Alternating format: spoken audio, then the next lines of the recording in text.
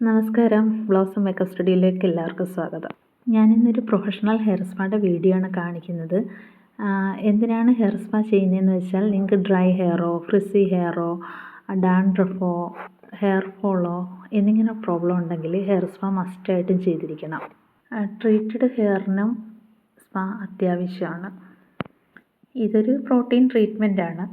ഇതുമൂലം നിങ്ങൾക്ക് ആഴത്തിലുള്ള കണ്ടീഷനിങ്, തിളക്കം, മൃദുത്വം ഇതെല്ലാം ഹെയറിന് ഇതുമൂലം ലഭിക്കുന്നു. ഒരു മസാജ് കിട്ടുന്നത് മൂലം ബ്ലഡ് സർക്കുലേഷൻ കൂടുന്നു. ഇതുമൂലം റിലാക്സേഷൻ ലഭിക്കുന്നു.